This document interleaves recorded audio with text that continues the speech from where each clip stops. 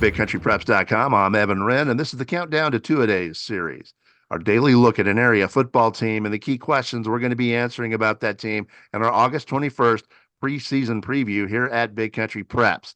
I'm here with my partner, Dan Youngblood, via Zoom, and tonight, Dan, we're talking about the Winters Blizzards.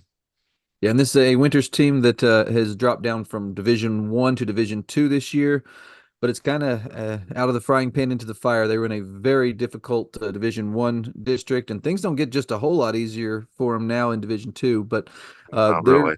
they've got 10 lettermen among their 18 back from last year's 1-9 team. A JV team that didn't get just a ton of games in last year. So it's going to be kind of a season of question marks for Winters, and we'll talk about a few of those questions here in just a few minutes. And before we get going, I want to remind you YouTubers to please hit the subscribe button. And then after that, hit that bell so you get notifications each and every time that we come up with a new video here at Big Country Preps. And here's a quick thank you to a couple of our sponsors, beginning with For the Love of the Game Broadcasting and our old friend Terry Slavens, owner of K-Lakes 93.5 FM out of Breckenridge, 97.7 FM KATX out of Eastland, Classic Country AM 1330 out of Graham, 94.7 FM KWKQ out of Graham, KROO 1430 AM out of Breck, and KWBY 98.5 FM out of Ranger. That is For the Love of the Game Broadcasting. Also, Rob Durham, sales consultant at Bear Chevrolet Buick Cadillac up in Breckenridge. If you're in the market for a vehicle, new or used, give Rob a shout at 254-559-2266. That's Rob Durham up at Bear Chevrolet Buick Cadillac in Breckenridge. All right, and with that, let's go ahead and jump into some of the questions we have about this group. And I'll just start on the offensive side of the football and on the skill talent in particular. They lost some really key players from them last year. Alejandro Garcia had a really nice year running the football, over 900 yards. Chris Martinez is a kid that's been a big player for them in recent years. They lost a lot of their production. So my question is, where's that production going to come from this year? They do return a guy in Mark Moreno who had a little bit of playing time last year, and then senior quarterback Diego Rodriguez got a lot of playing time last year. So we'll see if that experience will kind of help him in guiding that offense. But just a lot of question marks as to who are going to kind of emerge as those skill weapons for them, and that's something I'm interested to see this year. And to me, I think one important factor is get that wing tee going and get it going and well enough to support your defense and kill possessions off that clock. So my question, can they get a push up front, a good enough push up front to move the football, move the chains, burn clock, and help that defense? And then in doing so, stay competitive and shoot for that number 4 seed this year. Yeah, I think that's interesting, and I kind of have a similar question on the other side of the football. This is a team that has really lacked size up front the last several years. I know Coach McCarty is excited about his offensive line this year.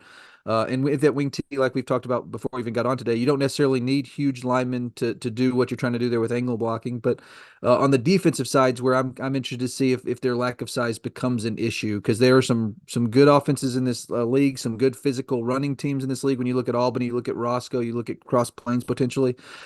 Can their defensive line hold up the way they're going to need to allow them to make plays behind them? I think that that's going to be a key question to see if this team can, like you said, kind of sneak into that playoff discussion on the back end there. I only played 2 JV games last year, so there's a hole there. And in your second line players, as far as experience, because they didn't get a whole lot of snaps, a lot of reps last year. So will that hurt them? Will it not hurt them? We shall see. Yeah, and as we know, depth is an issue for every 2A team in the state. Staying healthy is a key, and that's going to be a big one for this Winters team as well. So we'll see how it plays out. I know that we have seen in the past, Coach McCarty has put competitive teams together.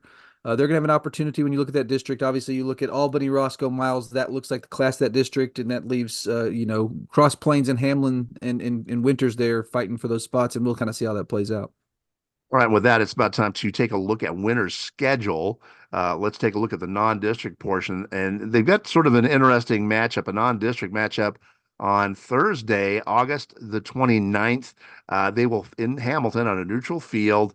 The Blizzards will be facing the Frost Polar Bears. Now, I don't have the official name of this matchup handy. I know that they've got an official matchup if it's the I don't know if it's the Freeze Bowl or the snow something, but they do have an official name of this, which is an interesting matchup. It's going to be on a neutral field at Hamilton, kind of the halfway point between the two schools, and so it should be fun. And it's a winnable game for winners. It's going to be it'll be competitive. It gives them an opportunity to get off to a good start.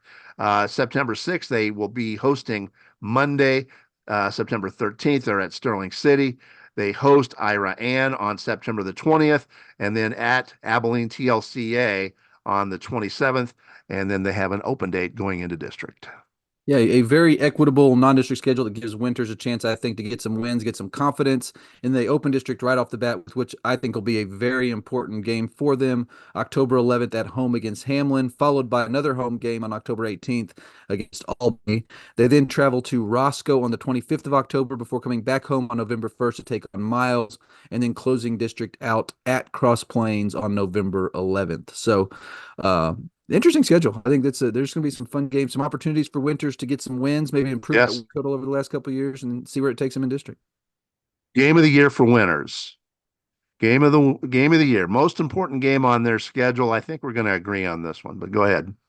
You probably will agree. I think that district opener, October 11th against Hamlin, is almost a must win. If you're going to make the playoffs, that's one you've got to have to give yourself a chance there in the last three. Roscoe, Miles, Plains, the playoffs. Absolutely.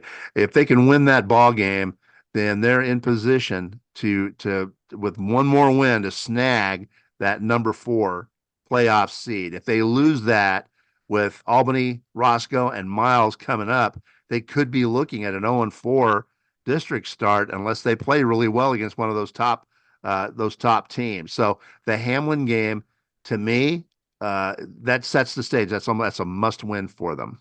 Agreed. And I really, really like this non-district schedule for Winters. I think this is exactly what they needed coming off a couple of tough seasons. Gives that team, I think when you have a couple of, one-win seasons, I think you need to get some wins on the board just to get some confidence, to remember what that feeling feels like, build some momentum for district, and then see what happens. I think that opportunity exists with this non-district schedule, and I'll be interested to see kind of how that plays out. All right, and with that, it's about time to wrap up tonight's edition of the Countdown to Two-A-Day series, The Winners Blizzards. But before we do that, we want to remind you that August 21st is the big day here at Big Country Preps. That's when we release our annual football preseason preview on the website. We'll have the most comprehensive look at Big Country football from any media source in the entire area. And we're expanding this year. Instead of a base 40 with 11-man teams, we're going to have a base 45 plus 6-man coverage as well. So join us for the fun. We're going to be adding Graham. We're going to be adding Toller, Mineral Wells, Glen Rose, and Miles to the mix this year, along with our regular grouping of Big Country football teams. So please sign up. Join us for all the fun. Starts on August 21st. We can't wait to get there. In the meantime, we appreciate you joining us for this episode of our Countdown to Two-A-Day series, and make sure you join us again tomorrow when we will be featuring the Santo Wildcats here at BigCountryPreps.com.